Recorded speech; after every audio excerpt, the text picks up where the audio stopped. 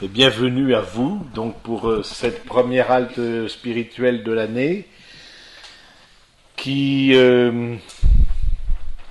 aura comme thème l'approfondissement de notre foi, donc le credo. Et alors je vais essayer, parce que j'ai pas eu le temps de le faire, de faire un thème aussi de notre foi, que ce soit l'Esprit Saint, que ce soit la Vierge Marie, que ce soit, etc., en fonction des différentes rencontres, de façon à ce que vous sachiez exactement ce dont on va parler. Là, c'est une introduction. Pourquoi avoir choisi ce thème du credo? Pour plusieurs raisons. Premièrement, on sent qu'il y a une difficulté d'exprimer sa propre foi. Que vous avez une difficulté d'exprimer votre foi, de la dire. Pourquoi vous croyez en un Dieu trine, par exemple, trinitaire? Pourquoi est-ce que vous croyez en un Dieu trinitaire? Quelqu'un vous demande, c'est quoi cette histoire-là de Trinité? Déjà, le mot Trinité n'est pas dans l'Évangile, ce qui est tout à fait juste. Alors, d'où ça vient? Comment ça se passe? Je veux dire, bon, et du coup, la difficulté à exprimer votre foi a entraîné aussi une forme de rupture de transmission.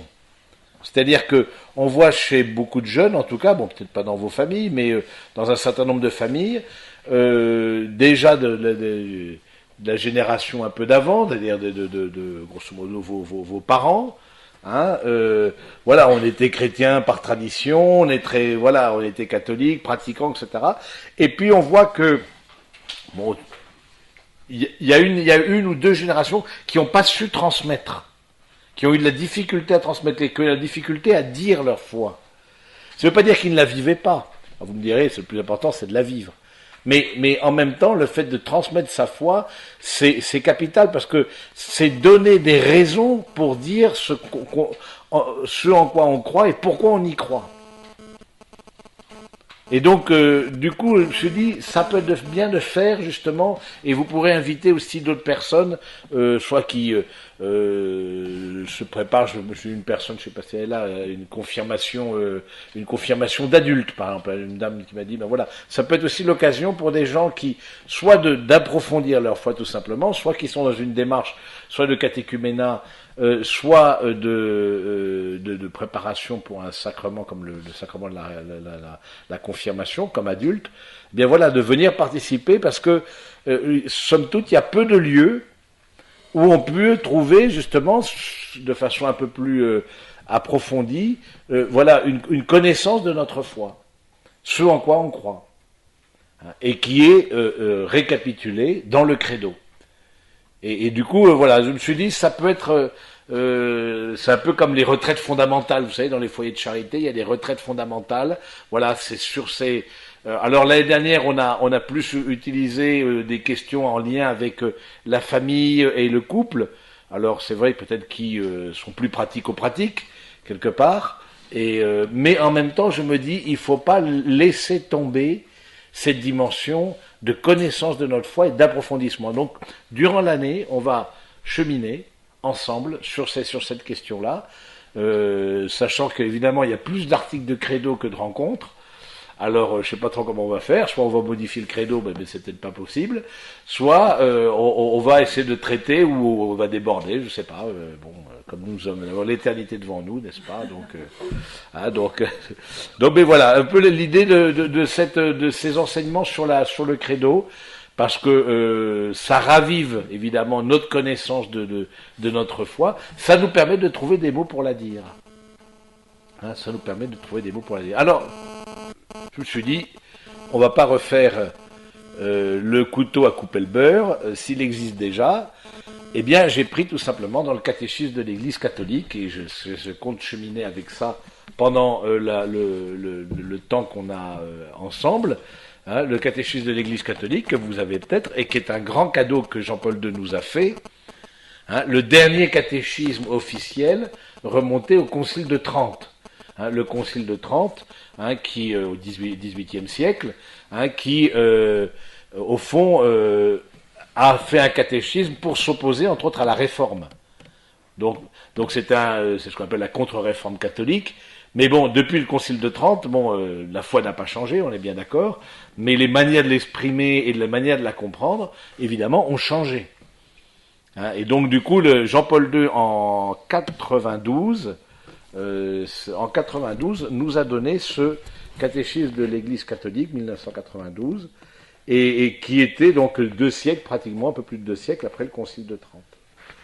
Et je vous invite aussi à le retravailler. Il y a eu d'autres essais, par exemple, auparavant, je ne me rappelle plus bien la date, peut-être en 88, les évêques de France ont fait un catéchisme aussi. Parce qu'il y avait un besoin justement non pas de réactualiser le contenu de la foi, mais de la manière d'exprimer le contenu de la foi. Alors celui des évêques de France, je le trouve intéressant, parce qu'il est plus pastoral, quoi. Il est plus facile. Celui-là, il est plus approfondi, hein, parce qu'il est fait pour l'Église universelle aussi. Hein, et puis il y a peut-être eu d'autres essais dans d'autres conférences épiscopales de catéchisme. Ensuite, il y a eu le compendium du catéchisme de l'Église catholique. Ça, c'est Benoît XVI qui nous l'a fait.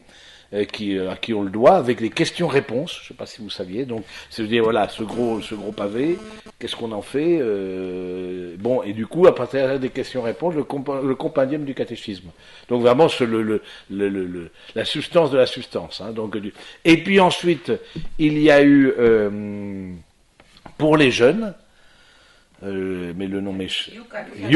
Le UCAT, donc Your Catechism, voilà, parce que maintenant c'est en anglais, pour être jeune, il faut s'exprimer en anglais, sinon on n'en sait rien. Et donc voilà, donc le UCAT, qui est vraiment très bien, si vous avez aussi je pense à certains d'entre vous, peut-être qui sont en aumônerie, qui sont en pastoral d'une manière ou d'une autre, ça aussi, ce serait intéressant de les inviter hein, dans vos diocèses, ici et puis ailleurs, parce que c'est vraiment un lieu aussi de formation pour pouvoir dire la foi. Sachant que vous remettez, et le fait d'avoir des occasions d'exprimer la foi, c'est-à-dire vous remettez vos propres mots sur la foi de l'Église. Hein, et voilà, donc, et c'est important aussi de retravailler la foi de l'Église, le credo, parce qu'on assiste actuellement, c'est un troisième point, on assiste actuellement à une forme de... comment on peut dire, c'est ce que disait le pape Benoît XVI dans son homélie finale des JMJ à Cologne. Il disait le bricolage spirituel. Bricolage spirituel, c'est-à-dire qu'au fond, voilà, chacun prend, je prends ce qui m'arrange. Il y a des trucs qui passent pas bien, alors non, alors je vais pas les prendre. Mais du coup, ce bricolage spirituel, et ça je me rappelle très bien de son homélie, et je vous invite à la retrouver sur le site du Vatican, et ça se trouve facilement, il dit au fond, une foi que l'on se construit soi-même, c'est une foi qui est fragile. Oui, une foi dont on donne soi-même la cohérence. C'est-à-dire, non, la résurrection des morts, aujourd'hui ça passe plus. Ou on dirait je sais pas, la Vierge Marie, ou sur, voilà, non, du coup, voilà, c'est pour faire œcuménique, alors du coup, on va essayer de raboter pour que, bon, ça, il dit, une foi dont on construit soi-même la cohérence, c'est une foi qui est fragile. Parce que arrive la crise de foi, j'allais dire, sur quoi est-ce que je vais appuyer ma foi? Si c'est sur ma cohérence, et moi-même, je suis en crise. Vous voyez, et beaucoup de gens ont laissé la foi parce que c'était au fond sur leur propre d'un bon sentiment, mais sur leur propre logique. Alors ils avaient fait leur petit truc, etc. Mais il y a des choses, voilà, que je laisse de côté. Hein, et donc ça fragilise. Et je crois que c'est important avec le credo, et c'est très important, on rentre dans une foi qui a habité des siècles.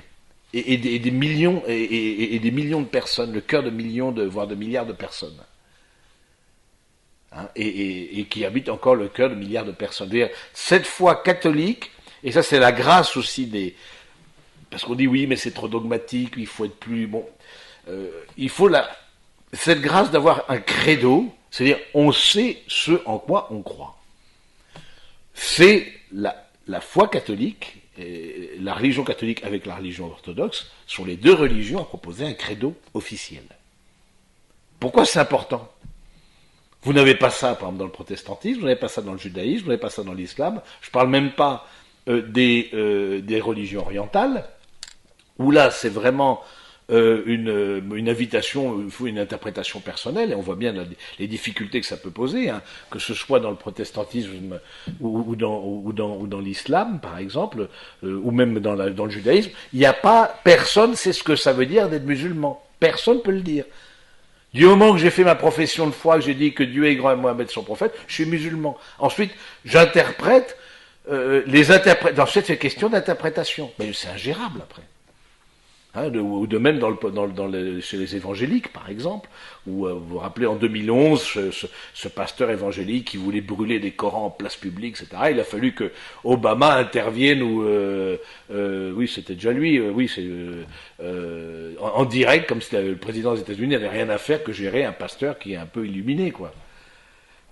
La grâce d'avoir un credo, la grâce d'avoir aussi une structure d'église, c'est que on sait ce en quoi on croit. On peut être d'accord ou pas d'accord ensuite, mais on a une claire vision. Voilà ce que propose l'Église catholique, et elle le reçoit du Christ et elle le transmet, hein, au nom des apôtres. Et ça, c'est une grande grâce d'avoir aussi un magistère, ce qu'on appelle le magistère. Bon, évidemment, ça, ce catéchisme de l'Église catholique, ça fait partie du magistère. C'est-à-dire de l'enseignement officiel de l'Église. Ah, il y a des trucs auxquels peut-être on adhère moins, etc. En matière de morale, par exemple, de morale familiale, etc. Bon, ben, on voit que ça bouge, que c'est ce grand synode sur la famille qui va commencer en octobre. Mais bon, je crois que c'est de dire on a la grâce d'avoir des textes. Et moi, j'aime beaucoup travailler sur les encycliques des papes, voilà, on a des textes auxquels se référer. Ça veut dire que on fait pas, c'est trop important la foi et la religion pour en faire quelque chose à sa sauce. Alors, on se l'approprie. Alors, bien sûr qu'on se l'approprie. Et peut-être on a des accents, et on voit bien qu'il y a des accents dans la spiritualité. Hein, il y a des grands courants spirituels, évidemment le courant ignatien, le courant carmélitain, ensuite des grands courants de spiritualité. Hein, le courant, ensuite il y a des congrégations religieuses, bénédictins, ensuite bon voilà, vous avez des grands courants de spiritualité et qui nous donnent comme des grandes autoroutes aussi, voilà. Exercer sa spiritualité à l'intérieur aussi de quelque chose de sûr, de donner une foi sûre. Et ça, c'est un grand cadeau, de donner une foi sûre. C'est-à-dire, on n'est pas dans l'illuminisme, dans l'extrémisme, voilà, la foi sûre, voilà.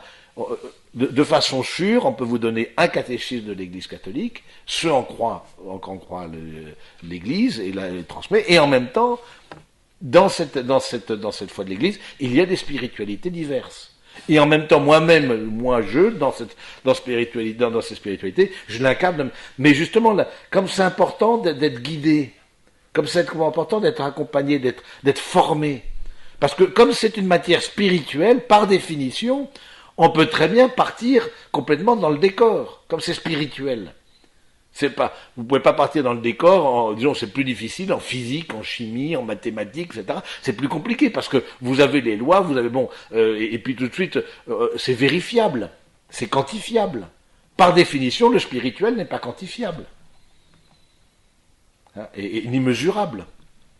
Et donc, du coup, le fait d'avoir des chemins sûrs pour notre spiritualité nous met au large de notre cœur, comme dit le psaume, hein, car tu mets au large mon cœur. Parce que je suis en confiance. Je suis en confiance. Je me demande pas, mais quelle entourloupe derrière, est-ce qu'il n'y a pas de la manipulation, mais il faut toujours être vérifié. Mais justement, on a vu, par exemple, avec un certain nombre de communautés nouvelles, etc., comme il y avait de la manipulation, comme il y avait des personnes qui étaient, du coup, la grâce d'avoir l'Église, c'est qu'on peut recadrer, parce que justement, comme c'est une matière spirituelle, il faut sans cesse s'assurer de la liberté de chacun.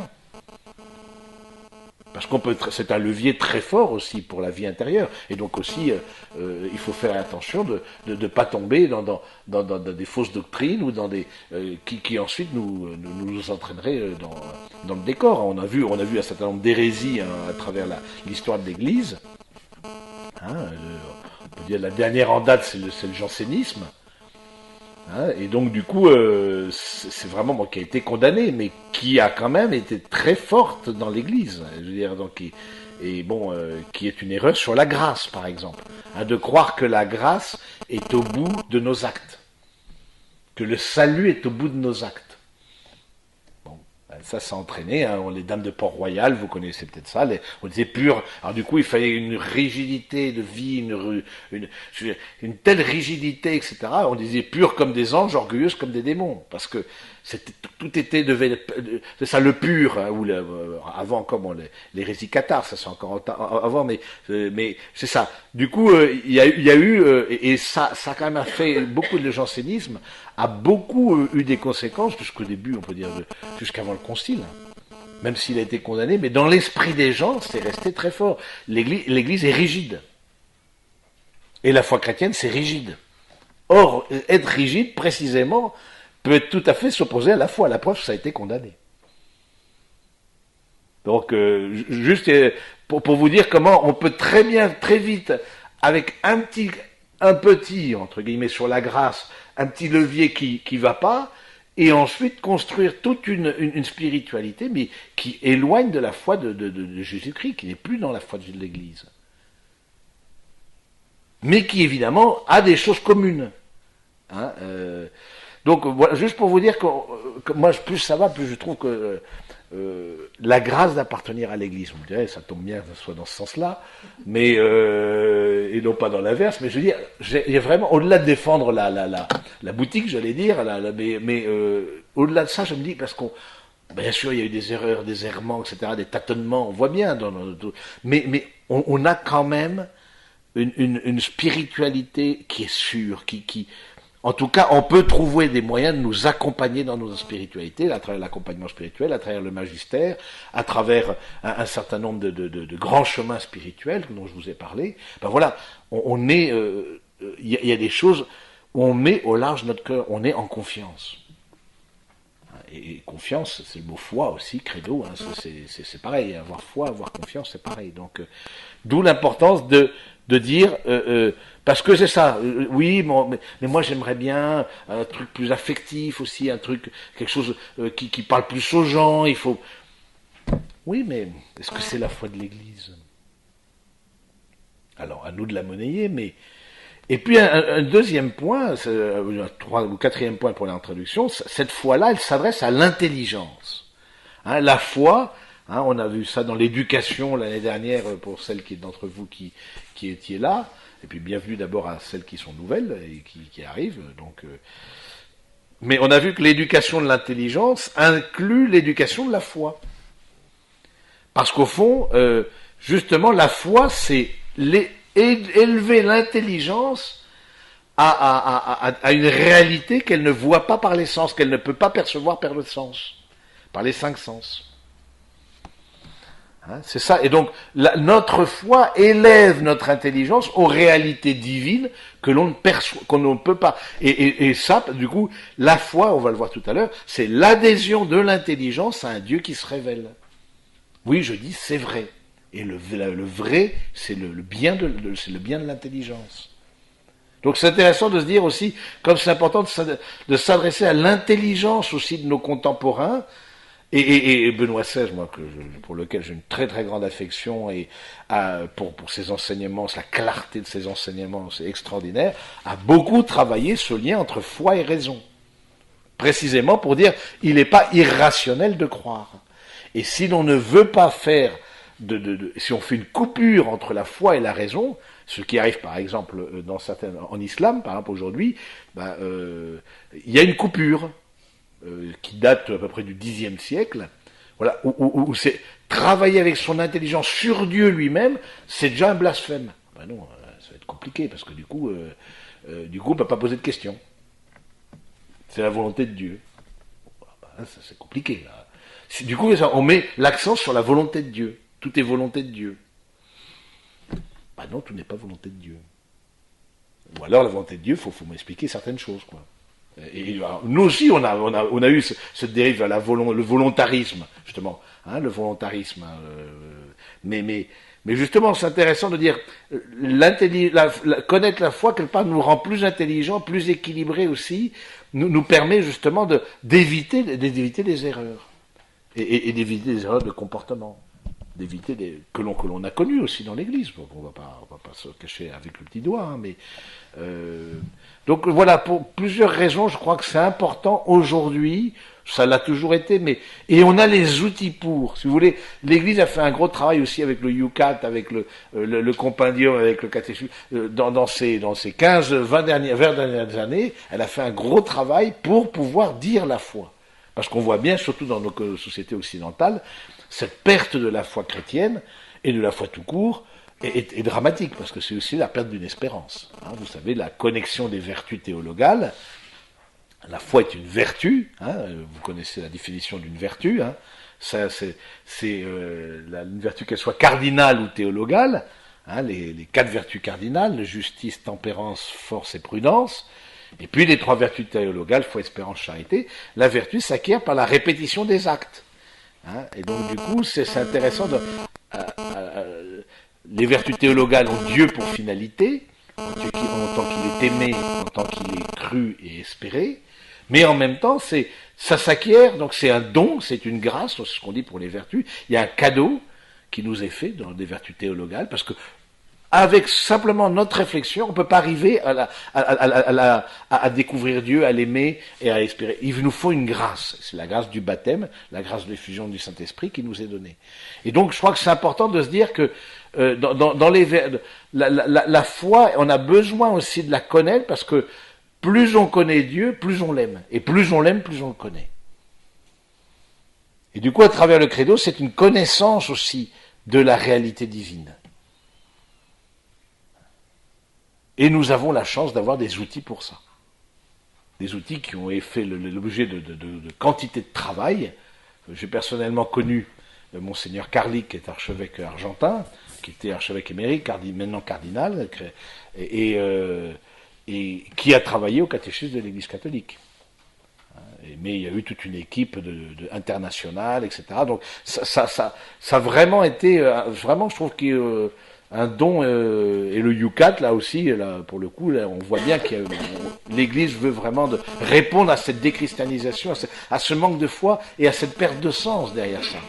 À cette perte de sens où il n'y a que le matériel ensuite. Voilà, il faut gagner de l'argent, c'est le plaisir, le matériel, voilà, c'est ce qui va résumer une vie. Et on dit non. Nous, on dit non.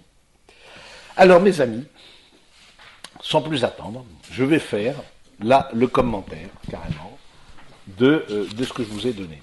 Est-ce que vous voyez assez clair?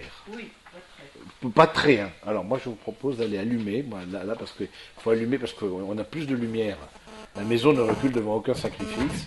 Normalement, il y a plus de lumière, il y a encore des trucs. Alors, voilà. Là, il y en a d'autres là qui sont au-dessus. Voilà aussi, voilà. Comme ça, vous puissiez voir clair. Il faut absolument. Voilà.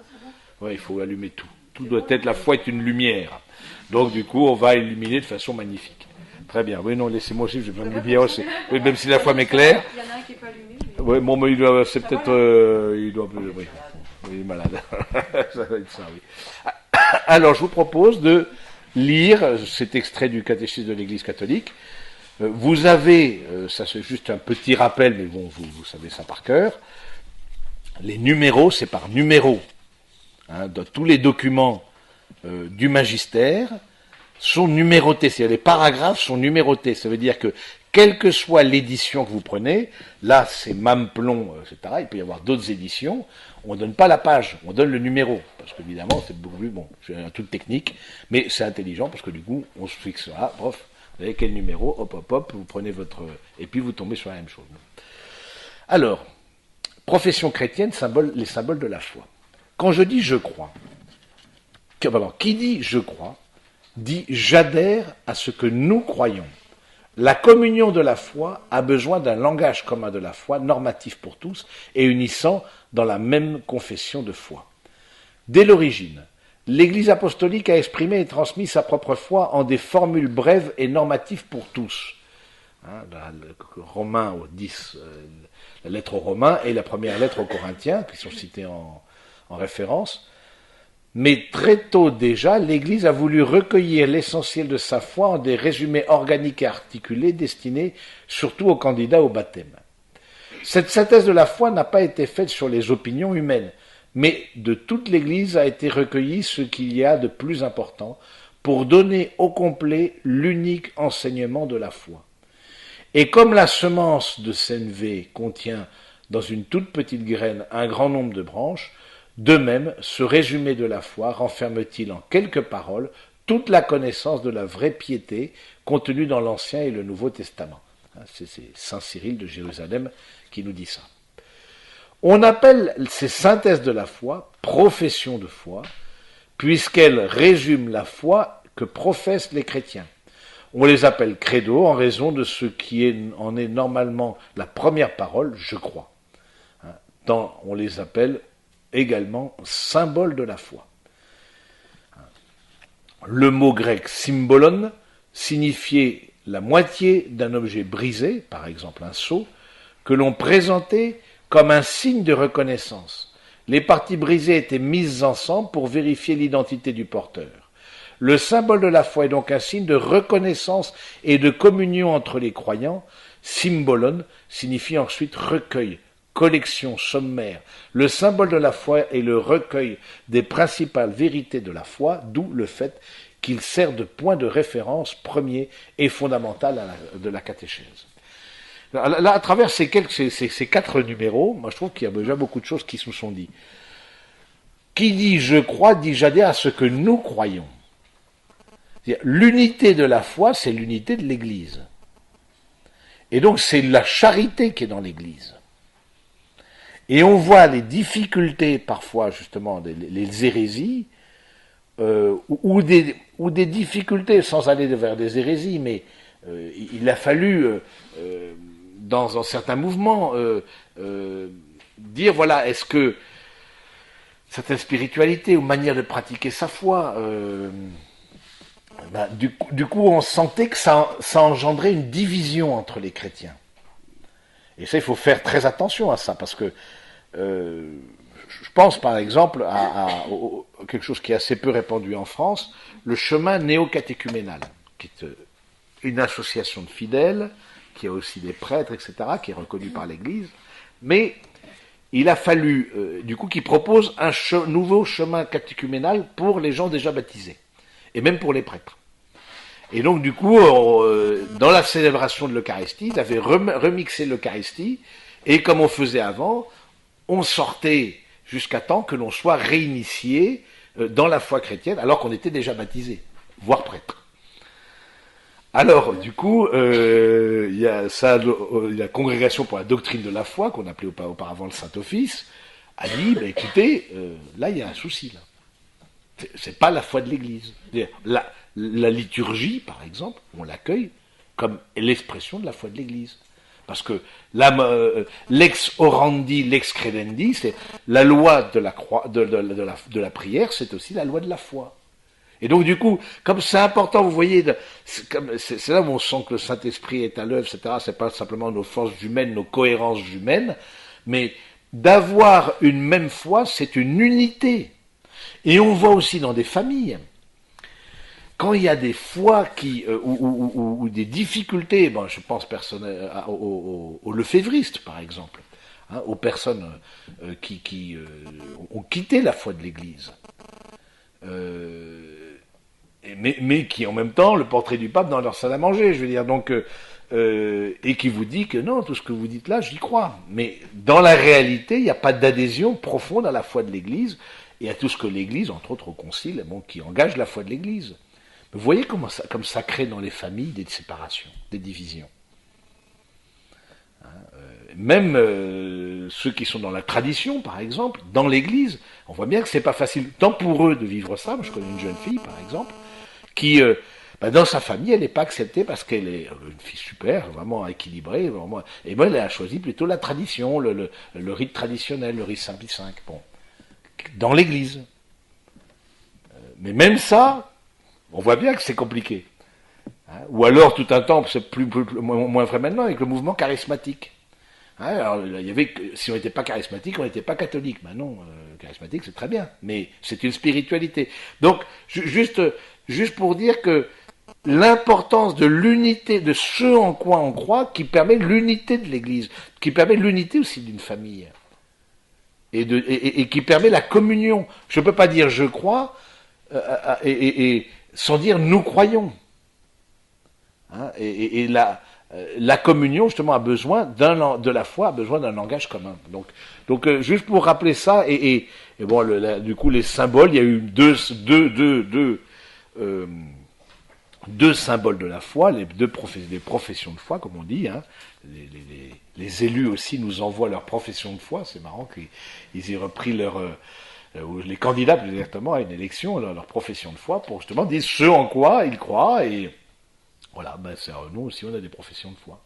Et donc du coup, c'est intéressant de pouvoir redire avec cette foi unique comme une source de communion entre nous. Hein, même si elle s'incarne, c'est le grand défi de l'Église, mais je veux dire, c'est à la fois une unité, une diversité. Mais il n'y a que le Saint-Esprit qui peut faire ça. Garder une unité de la foi et une diversité dans les manières de la vivre. Il n'y a pas qu'une seule spiritualité. Quand on rentre un peu plus dans l'Église, on voit la diversité considérable. Et on se dit, mais comment ça tient encore ensemble? Mais justement, précisément, c'est que c'est le fruit du Saint-Esprit. C'est pas une cohérence, c'est pas une idéologie. Oui, une idéologie, c'est pas une idéologie, c'est le fruit d'une intelligence humaine. Voilà, la pensée unique. La pensée unique, c'est tout à fait à l'opposé de l'Église. Parce que on voit bien que dans l'Église, il y a énormément de tensions. Justement parce que ça a à voir avec est-ce qu'il faut être plus est-ce qu'il faut porter l'habit religieux par exemple, et d'autres religieux vous verrez absolument aucune différence, parce qu'il dit il faut être le vin dans la pâte. Et nous, on dit non, on y va, clac, en robe de bure, sur les plages, hop, allez. On peut être d'accord ou pas d'accord, mais comme c'est important d'accueillir l'autre aussi comme autre que soi, dans une même foi. Parce que précisément la foi, c'est aussi on se déprend de soi-même, c'est un décentrement de soi-même. Et on met Dieu au centre. Mais il ne faut pas venir se récupérer après, et vouloir, quelque part, se remettre au centre en redonnant sa propre logique comme la vraie foi. Mais en même temps, on a besoin d'être d'accord sur un certain nombre de choses. Parce on n'est plus dans l'Église après. L'Église peut étirer son manteau, tout ce qu'elle peut, mais à un moment donné, on pourrait dire, on n'est plus dans l'Église. Alors, on est ailleurs, mais bon, voilà. Je crois que pour la communion, c'est très important. Il faut faire très attention, justement, et ça c'est le rôle du Saint-Père, et on peut prier pour lui à chaque messe, qu'il garde la communion de l'Église, la communion de la foi. Hein, le synode sur la famille, on voit bien, il y a des sujets très compliqués. Il ne faudrait pas que ça entraîne une division dans l'Église. Ça peut se passer, parce que ça peut vite devenir chaud.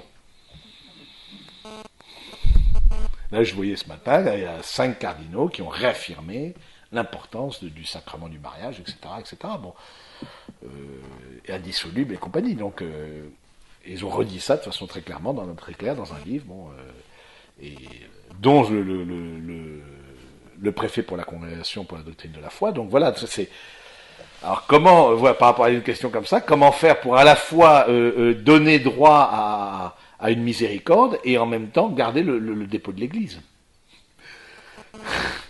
C'est pas simple. C'est pas simple. Voilà. Mais c'est là où on se dit qu'il faut prier. La foi, elle vient, elle est aussi, c'est dans la prière qu'on l'exerce. On demande cette grâce. C'est pour ça que ça demande une grande humilité de la part de tous, d'accueillir la foi de l'Église, et que comme on imagine Saint-Père et comme tous ceux qui se remettent dans la prière, et pour justement que ce soit pas une volonté humaine ou une mode, parce que les conséquences sont trop graves, sont trop grandes. Donc voilà, Symbolon, je ne sais pas si vous saviez l'origine de symbole, on met ensemble, voilà, c'est un lieu de communion, parce que on se reconnaît comme croyant, voilà, Et puis en même temps, c'est le recueil de ce que l'on croit et des vérités de foi. La première profession de foi se fait lors du baptême. Le symbole de la foi est d'abord le symbole baptismal. Puisque le baptême est donné au nom du Père, du Fils et du Saint-Esprit, les vérités de foi professées lors du baptême sont articulées selon leur référence aux trois personnes de la Trinité. Le symbole est donc divisé en trois parties. D'abord, il est question de la première personne divine et de l'œuvre admirable de la création. Ensuite, de la seconde personne divine et du mystère de la rédemption. Et enfin, de la troisième personne divine, source et principe de notre sanctification. Donc, Père, Fils et Saint-Esprit. Donc, ça, c'est Saint Irénée qui... a écrit ce passage-là. Dans la structure du credo, c'est une structure trinitaire. Et dès le début, c'est ça qui est intéressant, c'est que dès le début du christianisme, déjà chez saint Paul et au temps apostolique, dès le début, il y avait cette affirmation de la Trinité. Et en même temps, l'affirmation d'un seul Dieu. Face au mystère de Dieu qui se révèle, Père, Fils et Esprit Saint. Donc ça veut dire que avoir une foi chrétienne, pour le coup, c'est valable pour tout, on reconnaît un chrétien à ça, quel que soit catholique, orthodoxe, protestant, etc. Bon, mais est-ce que vous croyez au Père, au baptême du Père, dans le Père, le Fils et l'Esprit Saint? Ou est-ce que vous croyez qu'au baptême dans l'Esprit Saint? Et là, bon, là, pour le coup, on ne peut pas partager la même foi. Mais avoir une foi, c'est rentrer dans une logique trinitaire, c'est rentrer dans une logique de communion des personnes. Et c'est précisément pour ça que c'est intéressant de voir que la communion de la Trinité, c'est aussi l'affirmation d'une grande diversité à l'intérieur de Dieu. Nous ne croyons pas en un Dieu compact. Vous voyez, nous ne croyons pas en un Dieu, nous croyons en un Dieu unique, mais nous ne croyons pas en un Dieu solitaire. C'est pas pareil. On croit en un Dieu qui en lui-même est communion de personnes, et à l'image duquel nous sommes. Et en même temps, unité, bien plus unie, ces personnes que n'importe quel, les plus grands amoureux que la terre ait portés, sont bien moins unies que les personnes divines. Parce que c'est à la fois une diversité de personnes, mais une communion. Mais en même temps, les personnes les plus diverses, les plus distinctes, voire opposées, les personnes humaines, sont beaucoup moins diverses que le Père, le Fils et l'Esprit Saint. Ce qui est très beau dans la Trinité, c'est que on voit à la fois cette grande diversité, chaque personne divine, parce qu'elle est divine, parce qu'elle n'est pas ancrée dans la matière, et la matière est source, on dit en philosophie, la matière est source de confusion pour l'intelligence. Donc du coup, quelque part, chaque personne divine est absolument identifiable. Mais en même temps, chaque est distincte beaucoup plus que n'importe quelle personne humaine entre elles, mais en même temps, chaque personne divine forme un seul Dieu et la totalité de la divinité dans la diversité des personnes. Alors, c'est un mystère, l'adhésion, pourquoi nous croyons en ça? Parce que Jésus nous l'a dit, et parce que nous sommes chrétiens, nous sommes disciples de Jésus. C'est tout simple. Pourquoi est-ce qu'on croit en ça? Parce qu'on croit en Jésus. Point. Pourquoi je sais que ceci est mon corps, ceci est mon sang? Parce que je crois en Jésus. Il l'a dit. Et à un moment donné, c'est ça la foi, c'est je fais confiance à la parole du Christ, qui m'a été transmis par l'Église, et que je fais confiance. Sinon, il n'y a jamais la foi. Et quelque part, ça a lâché prise, la foi. Maintenant, je vous mets, avec mes mots, j'essaye de balbutier quelque chose sur la Trinité, mais qui est complètement... je veux dire, ça n'a rien à voir avec la réalité du mystère trinitaire. C'était Saint Augustin qui a eu un son, je crois que c'est lui qui a eu un son, justement, il écrivait le son De Trinitate, sur la Trinité. Et puis à un moment donné, il a eu un son, il a vu un enfant, etc., au bord d'une plage, etc., et puis qui avec son seau, avait fait un trou dans la plage, et son seau allait de la mer jusqu'à la plage et versait... Et il voit où il lui pose la question, mais que fais-tu? Je veux mettre la mer dans mon trou. Mais tu n'y arrives pas. Et toi, qu'est-ce que tu fais avec ton De Trinitate? Avec ton document et ton traité sur la Trinité, tu veux mettre dans ton intelligence la grandeur de Dieu. Donc, à la fois, ça nous dépasse complètement, avec la Trinité, par exemple. Pourtant, la Trinité, c'est quelque chose qu'on a, au nom du Père, du Fils et du Saint-Esprit, c'est tout le temps qu'on fait ça. Et en même temps, ça nous dépasse, et en même temps, on est amené à dire des mots dessus. Vous voyez, je trouve ça assez fort. Notre intelligence est amenée, et là aussi, là où ça a été très très beau, mais je trouve que c'est la grâce de la foi catholique en tout cas, c'est que elle s'est appropriée des instruments de la philosophie, et entre autres de la philosophie grecque, et en particulier de la philosophie d'Aristote. Et donc le fait d'avoir des instruments de philosophie, bon, le mot personne, c'est un concept philosophique. Le mot substance, c'est un concept philosophique. De même substance comme substantielle, du même substance que le Père. C'est pas, on dit de même nature que le Père, non, de même substance que le Père. La nature et la substance, c'est deux choses différentes. De même substance que le Père, mais ça c'est de la philosophie. Et donc je trouve ça très beau de dire que, même si la foi catholique n'est pas liée à une philosophie, elle a pris quelque part, elle a pris la boîte à outils philosophique léguée par les Grecs, païens, et avec ça, elle a retravaillé, elle l'a appliqué aux données révélées, et du coup, ça nous donne des éléments pour notre intelligence, pour travailler sur, quand on parle de transsubstantiation, c'est bien la substance qui change. Alors, ça reste un miracle, mais au moins de comprendre ce que ça veut dire que la substance. Pour dire la transsubstantiation, quand on dit ceci est mon corps, ceci est mon sang, ça change de substance, de ce que c'est. Hein, et donc, et voilà, donc, voilà. Voilà, je vais m'arrêter là, mais ça va jusque là, c'est bon, hein, mais voilà, je trouve ça vraiment une grâce de pouvoir travailler sur notre foi et vraiment d'en avoir de façon assez simple, hein, mais d'en avoir les mots pour pouvoir la redire aussi. Hein, et du coup, c'est à chacun. Parce que je trouve quand même qu'il y a un déficit dans la profession de foi des parents, par exemple, de dire leur foi. Ils n'ont pas les mots. Il y a vraiment, et ça c'est quelque chose que je vois très clairement. Ils ont la pratique, certains en tout cas, mais ils n'ont pas l'expression.